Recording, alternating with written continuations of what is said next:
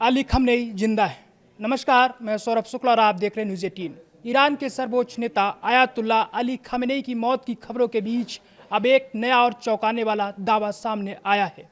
पूर्व भारतीय जासूस लकी बिष्ट ने कहा है कि खamenei के मारे जाने की खबरें पूरी तरह सही नहीं भी हो सकती हैं और संभव है कि वे अभी भी जिंदा और सुरक्षित हों। उनका दावा है कि ईरान में शायद सिर्फ 2 या 3 लोगों को ही पता होगा कि खamenei इस समय कहाँ है। यह बयान ऐसे समय आया है जब अमेरिका, इजराइल और ईरान के बीच युद्ध अपने 10वें दिन में पहुंच चुका है और पूरे मिडिल ईस्ट में हालात बेहद तनावपूर्ण बने हुए हैं। 28 फरवरी को ये खबर आई थी कि ईरान के सर्वोच्च नेता आयतुल्ला अली खamenei की मौत हो चुकी है। खुद ईरान ने भी उनकी मौत पर 40 दिन का शोक का ऐलान भी कर दिया था। एक टीवी इंटरव्यू में लकी बिष्ट ने कहा कि मौजूदा हालात को देखकर यह मानना मुश्किल है कि ईरान का शीर्ष नेतृत्व पूरी तरह से खत्म हो गया है। उन्होंने सवाल उठाया कि अगर खamenei मारे जा चुके हैं तो फिर ईरान की सेना को लगातार निर्देश कौन दे रहा है। उनके मुताबिक ईरान की सैन्य कार्रवाई बेहद संगठित तरीके से जारी है और अमेरिकी ठिकानों को निशाना बनाने के लिए सटीक जानकारी मिल रही है। लकी बिष्ट ने कहा कि यह तभी संभव है जब कोई मजबूत नेतृत्व खुफिया नेटवर्क लगातार कमांड दे रहा हो। उन्होंने यह भी कहा कि इजराइल की खुफिया एजेंसी मोसाद ने दुबई के एक होटल में कथित तौर पर कमांड बेस बनाया था, जिसे ईरान ने निशाना बनाया। उनका कहना है कि इतने सटीक हमले तभी हो सकते हैं जब किसी एजेंसी के पास बेहद सटीक खुफिया जानकारी हो। लकी बिष्ट ने अपने तर्क को समझाने के लिए काल्पनिक लेकिन संभावित खुफिया ऑपरेशन का उदाहरण भी दे दिया। उन्होंने कहा कि कभी कभी बड़ी एजेंसियां दुश्मन को भ्रमित करने के लिए फर्जी जानकारी भी फैलाती हैं। उनके मुताबिक संभव है कि रूस जैसी किसी शक्तिशाली एजेंसी को पहले से सूचना मिली हो कि CIA या मोसाद खamenei को निशाना बना सकते हैं। इसके बाद एक रणनीति के तहत गलत सूचना फैलाकर एक मीटिंग की लोकेशन लीक की गई हो। बिष्ट के मुताबिक जब उस जगह पर मिसाइल हमला हुआ तो वहां मौजूद सभी लोग मारे गए और दुनिया को यह संदेश दिया गया कि खamenei भी उसी हमले में मारे गए। इसके बाद अमेरिकी नेताओं और पश्चिमी मीडिया ने भी यही खबर दोहरा दी। लकी बिष्ट का सबसे बड़ा सवाल यही है कि अगर 28 फरवरी को खamenei मारे जा चुके हैं तो फिर युद्ध क्यों जारी है। उनका कहना है कि अमेरिका खुद कहता रहा है कि उसका मुख्य निशाना खamenei है। लकी बिष्ट ने कहा कि अगर लक्ष्य पूरा हो गया था तो युद्ध उसी समय रुक जाना चाहिए था, लेकिन जंग लगातार जारी है और ईरान जवाबी हमले कर रहा है। ऐसे में सवाल उठता है कि आखिर इस पूरी सैन्य रणनीति का नेतृत्व कौन कर रहा है। उन्होंने यह भी याद दिलाया कि पिछले 2 दशकों में कई बार खamenei के मरने की अफवाहें फैल चुकी हैं। कुछ समय बाद वे फिर सार्वजनिक रूप से सामने आ जाते थे। इसी तरह कुछ समय पहले उत्तर कोरिया के नेता की मौत की खबरें भी आई थी, लेकिन बाद में वे जिंदा पाए गए। लकी बिष्ट से जब पूछा गया कि आपको लगता है कि आयतुल्ला अली खamenei अभी जिंदा है, लकी बिष्ट ने जवाब देते हुए कहा कि एक कहानी सुनाता हूँ, आप इसे कहानी के तौर पर ही लीजिए। कहानी यह है कि SR को एक सूचना मिलती है। SR यानी रूस की खुफिया एजेंसी, जिसे दुनिया की सबसे शक्तिशाली एजेंसियों में गिना जाता है। उसे जानकारी मिलती है कि अली खamenei को CIA या मोसाद लगातार टारगेट कर रहे हैं और उन्हें ढूंढने की कोशिश कर रहे हैं।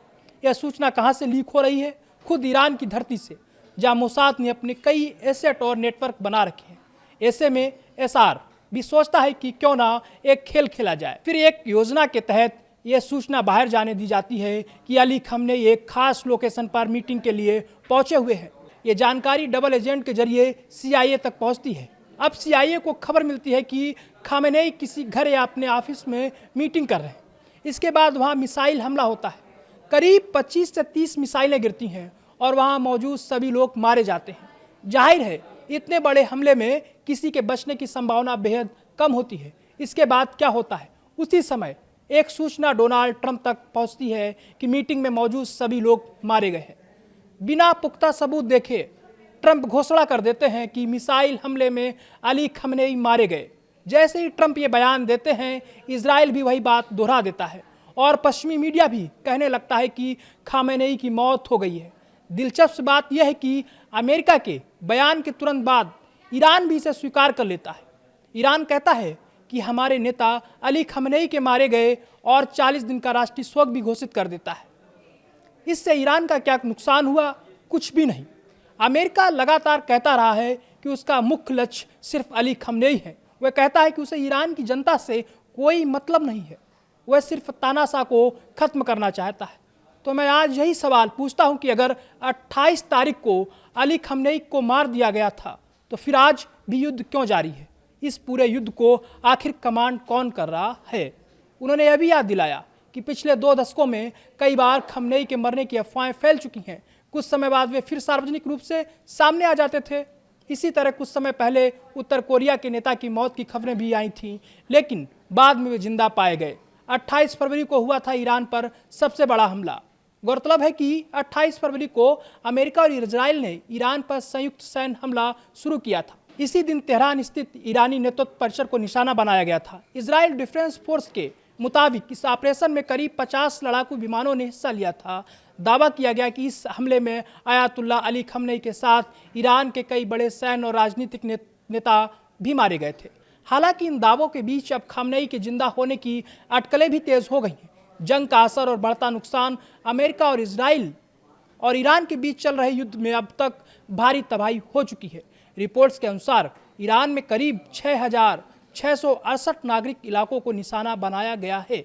इन हमलों में 5,535 घर और 1,041 दुकानें क्षतिग्रस्त हो चुकी हैं। इसके अलावा 14 मेडिकल सेंटर और इसके अलावा 65 स्कूल भी हमलों की चपेट में आए हैं। अब तक इस संघर्ष में लगभग 1483 लोगों की मौत हो चुकी है, जबकि इजराइल में 1765 लोग घायल बताए जा रहे हैं। आयतुल्ला अली खamenei की मौत पर रहस्य अभी भी बरकरार है। आयतुल्ला अली खamenei की मौत को लेकर दुनिया भर में अलग अलग दावे सामने आ रहे हैं। एक तरफ अमेरिका और इजराइल का दावा है कि वे मारे जा चुके हैं, वहीं कुछ विशेषज्ञ और पूर्व खुफिया अधिकारी इस पर सवाल उठा रहे हैं। ऐसे में सबसे बड़ा सवाल यही है कि क्या खamenei सच में मारे गए हैं या फिर ये किसी बड़े खुफिया खेल का हिस्सा है? फिलहाल इसका स्पष्ट जवाब किसी के पास नहीं है, लेकिन इतना ज़रूर है कि मिडिल ईस्ट की ये जंग जितनी ज़मीन पर लड़ी जा रही है, उतनी खुफिया दुनिया के रहस्यों में भी छिपी हुई है।